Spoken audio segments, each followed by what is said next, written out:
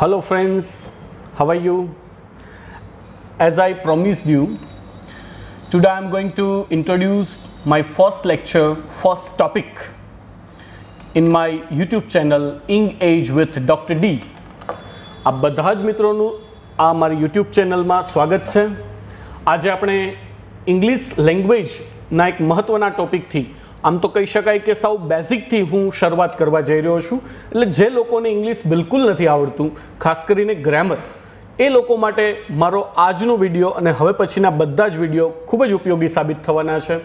મિત્રો, મેં વાત કરી એમ કે જેને બેઝિક આઈડિયા નથી ઇંગ્લિશ વિશેનો, ત્યાંથી શરૂઆત કરવા જઈ રહ્યો છું આજે, અને એટલા માટે આ વિડીયો તમારા માટે બિલકુલ યુઝફુલ બની રહેવાનો છે. કોમ્પિટિટિવ એક્ઝામ્સ હોય કે સેકન્ડરી કે હાયર સેકન્ડરીના વિદ્યાર્થીઓ હોય, એ બધા માટે જે લોકોને બેઝિક કન્સેપ્ટ નથી ખ્યાલ, એ લોકો માટે આ ખાસ પહેલો વિડીયો મારો હું તમારી સામે પ્રસ્તુત કરવા જઈ રહ્યો છું. આશા છે કે આપ બધા ધ્યાનપૂર્વક સાંભળશો, નિહાળશો. જ્યાં તમને જરૂર લાગે ત્યાં એમને રિવાઇઝ કરી, પોઝ કરી અને સમજતા જજો. હું મારી સ્ક્રીન પર અહીંયા તમારી સુધી બધી જ માહિતી પહોંચાડતો રહીશ. આપ બધાને વિનંતી છે કે જો હજુ સુધી આપે મારી ચેનલ સબસ્ક્રાઈબ ન કરી હોય તો એને સબસ્ક્રાઈબ કરી લેજો, એને લાઈક કરજો અને એમાં કમેન્ટ પર આપજો. મિત્રો, આજે શરૂઆતથી આપણે જે ટોપિકની શરૂઆત કરવા જઈ રહ્યા છીએ, ટોપિક ઓફ ધ ડે કયો છે? તો એ છે difference between parts of speech and sentence elements. તો પાર્ટ્સ ઓફ સ્પીચ અને સેન્ટેન્સ એલિમેન્ટ્સ આ પહેલો ટોપિક આજે આપણે જોવા જઈ રહ્યા છીએ. મિત્રો, બેસિકલી ઇંગ્લિશ વિશેનો આઈડિયા ઘણા બધા મિત્રોના મગજમાં ક્લિયર નથી. બધાને કદાચ એમ હોય કે કોઈ ગ્રામરનો ટોપિક સીધો શીખી લઈએ, પણ આ બેઝિક છે. આ શીખ્યા બાદ જ તમે કોઈ પણ ટોપિક પર આગળ જઈ શકાય. અને એટલા માટે સૌ પહેલાં આપણે પાર્ટ્સ ઓફ સ્પીચ અને સેન્ટેન્સ એલિમેન્ટ્સ શું છે એનો કન્સેપ્ટ સમજવો છે આજે. એ આઈડિયા મળ્યા બાદ જ પછી આપણે નેક્સ્ટ વિડીયોમાં નવી બાબતોની ચર્ચા કરવાના છીએ. તો ચાલો જોઈએ મિત્રો, પાર્ટ્સ ઓફ સ્પીચ શું છે અને સેન્ટેન્સ એલિમેન્ટ શું છે, જેની શરૂઆત હું એક સેન્ટેન્સથી કરવા માંગીશ. આપ જોઈ શકો છો અહીંયા હવે હું તમારી સામે એક સેન્ટેન્સ મૂકવા જઈ રહ્યો છું. સેન્ટેન્સ છે colonel Thapa killed a dangerous militant yesterday. મિત્રો, આ એક સેન્ટેન્સ થયું. આ બિલકુલ એક સામાન્ય સેન્ટેન્સ છે. આ સેન્ટેન્સને મેં 4 ભાગમાં ડિવાઈડ કર્યું છે.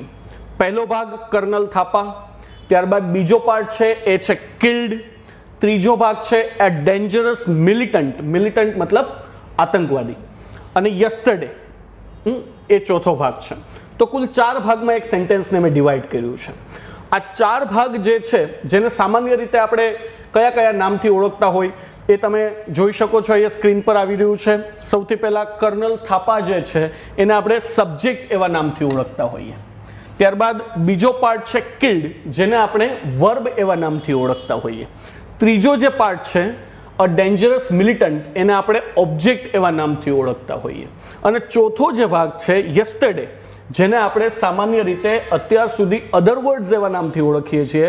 પણ મિત્રો, અહીંયા હું તમને આ વાત ખાસ કરેક્ટ કરવા માંગુ છું. અધરવર્ડ નહીં કહેતા, એને શું કહેશું આપણે? એડવર્બ. તો આ કુલ 4 પાર્ટ થયા: સબ્જેક્ટ, વર્બ, ઓબ્જેક્ટ અને એડવર્બ. હવે આ જે 4 ભાગ પડ્યા છે, સબ્જેક્ટ, વર્બ, ઓબ્જેક્ટ અને એડવર્બ અથવા તો અધરવર્ડ, એ 4 શું છે?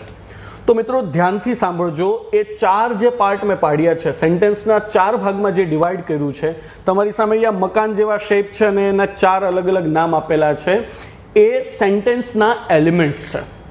અગર કર્નલ થાપા કિલ્ડ અ ડેન્જરસ મિલિટન્ટ યસ્ટરડે એ આખું એક સેન્ટેન્સ છે, તો આ 4 એમના એલિમેન્ટ છે. કયા કયા? સબ્જેક્ટ, વર્બ, ઓબ્જેક્ટ અને એડવર્બ. તો ખાસ ધ્યાનમાં લઈએ, 4 જે શબ્દો મેં આપ્યા છે, 4 અલગ અલગ શબ્દો, એ એમના એલિમેન્ટ્સ છે, એ સેન્ટેન્સના એલિમેન્ટ્સ છે. હવે એક પ્રશ્ન એવો આવે કે કર્નલ થાપા સબ્જેક્ટ કહેશું કે નાઉન કહેશું?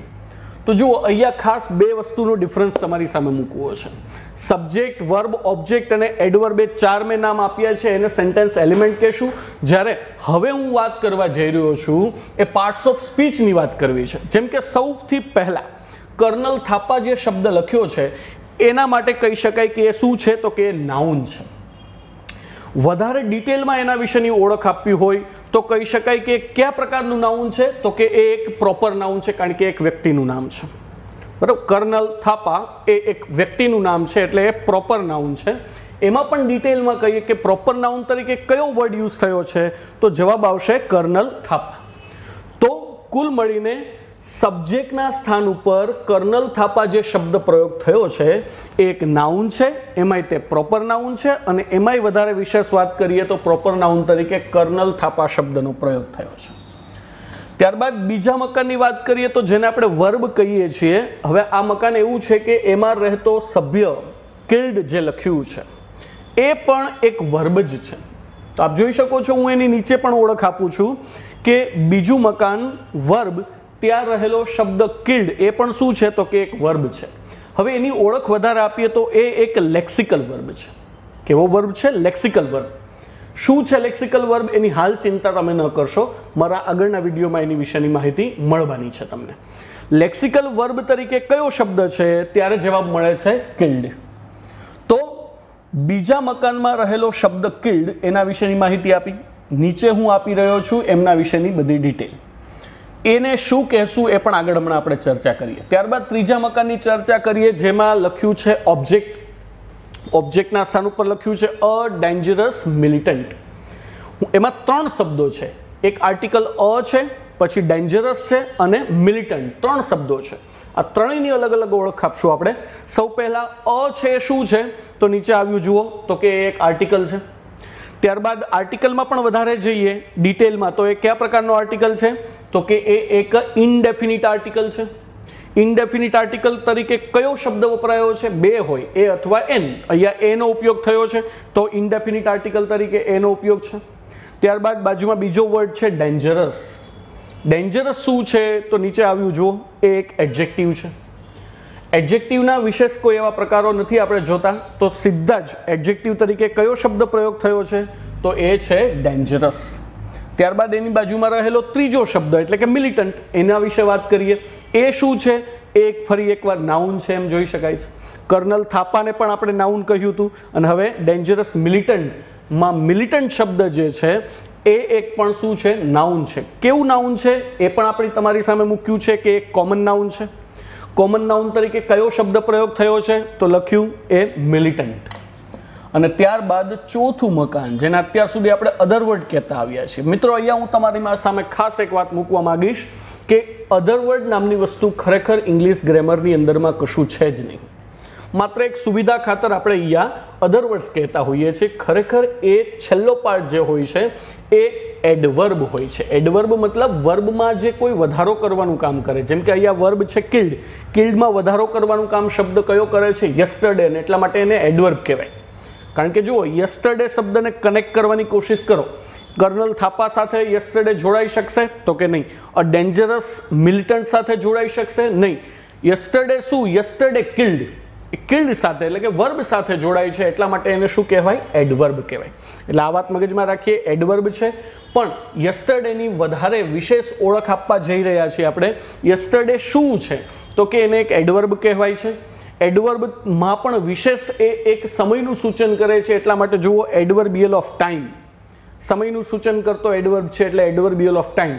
અને એડવર્બિયલ ઓફ ટાઈમ તરીકે કયો વર્ડ છે, ત્યારે આવે છે લાસ્ટમાં યસ્ટરડે. તો હવે નીચે જુઓ, આખું એક સેન્ટેન્સ તૈયાર થયું છે. કર્નલ થાપા કિલ્ડ અ ડેન્જરસ મિલિટન્ટ યસ્ટરડે.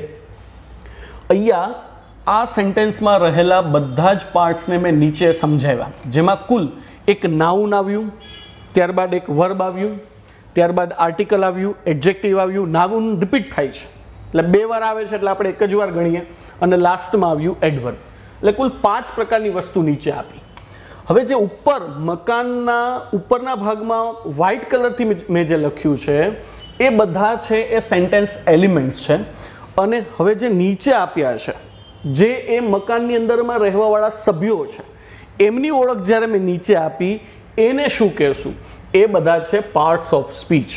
આ સેન્ટેન્સમાં કુલ 5 પાર્ટ્સ ઓફ સ્પીચનો ઉપયોગ થયો છે. નાઉન, વર્બ, આર્ટિકલ, એડજેક્ટિવ અને એડવર્બ.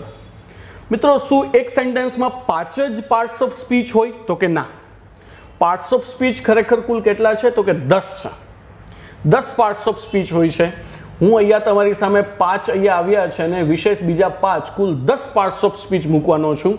અને એ પાર્ટ્સ ઓફ સ્પીચનું ઇન્ટ્રોડક્શન થઈ જાય અને સેન્ટેન્સ એલિમેન્ટ્સ જે ઉપર છે સબ્જેક્ટ, વર્બ, ઓબ્જેક્ટ અને એડવર્બ અથવા તો જેને આપણે અધર વર્ડ્સ કહેતા આવ્યા છીએ એટલું થઈ જાય એટલે આજનું આપણું જે ટોપિક છે એ કમ્પ્લીટ થશે. મિત્રો 5 પાર્ટ્સ ઓફ સ્પીચ અહીંયા આવ્યા છે. નાઉન, ત્યારબાદ વર્બ, આર્ટિકલ, એડજેક્ટિવ અને એડવર્બ. આ 5 ઉપરાંત બીજા કયા છે? અને હા, એમની નીચે જે મેં એમના વધારે ડિટેલમાં નામ આપ્યા છે એની આપ ચિંતા ન કરશો, કારણ કે મારા આગળના વિડીયોમાં એ બધા વિશેની માહિતી આવતી રહેવાની છે. તો હવે તમે જુઓ કે 5 પાર્ટ્સ ઓફ સ્પીચ મેં તમારી સામે મૂક્યા. આ સિવાયના કુલ બીજા 5 મળીને 10 કયા છે એની વાત કરીએ તો જુઓ નેક્સ્ટ સ્લાઇડની અંદરમાં હું તમને બતાવવા જઈ રહ્યો છું. પાર્ટ્સ ઓફ સ્પીચ કુલ 10 છે અને 10નું લિસ્ટ તમારી સામે આવવા જઈ રહ્યું છે. સૌથી પહેલાં તો કે નાઉન, ત્યારબાદ પ્રોનાઉન, ત્યારબાદ વર્બ, ત્યારબાદ એડવર્બ, ત્યારબાદ એડજેક્ટિવ, ત્યારબાદ આર્ટિકલ, ત્યારબાદ પ્રેપોઝિશન, ત્યારબાદ ડેમોન્સ્ટ્રેટિવ્સ, પછી કન્જંક્શન અને લાસ્ટમાં ઇન્ટરજેક્શન. આમ noun, pronoun, verb, adverb, adjective, article, preposition, demonstrative અને કન્જંક્શન અને ઇન્ટરજેક્શન આટલા કુલ 10 પાર્ટ્સ ઓફ સ્પીચ છે. Noun, pronoun, verb, adverb, adjective, article, preposition, demonstrative, conjunction અને ઇન્ટરજેક્શન આમાંથી 5 આગળના સેન્ટેન્સમાં આવ્યા હતા. કુલ મળીને 10 છે. મિત્રો એક વાત ક્લિયર થઈ જાવ, કરી લો બધા દિમાગમાં કે એક સેન્ટેન્સ હોય, અગર એ 25 શબ્દોનું સેન્ટેન્સ કેમ નથી તો પણ એ દરેક શબ્દની ઓળખ જો આપવામાં આવે, જે રીતે મેં હમણાં આગળની સ્લાઇડમાં આપ્યું હતું એ રીતે દરેક શબ્દની નીચે જો ઓળખ આપવામાં આવે તો વધુમાં વધુ આ 10 પ્રકારની ઓળખ આપી શકાય. કયા 10 પ્રકાર? તો કે કાં તો નાઉન હોઈ શકે, કાં પ્રોનાઉન, કાં verb, adverb, adjective, article, preposition, demonstrative, conjunction કે ઇન્ટરજેક્શન, આથી વિશેષ કંઈ ન હોઈ શકે. પણ એક સેન્ટેન્સ કુલ કેટલા ભાગમાં ડિવાઈડ થતું હોય છે જેને સેન્ટેન્સ એલિમેન્ટ કહેવાય છે? તો કે એવા 4 ભાગ છે. એવા 4 ભાગમાં એ ડિવાઈડ થાય છે જેને સેન્ટેન્સ એલિમેન્ટ્સ આપણે કહીએ છીએ.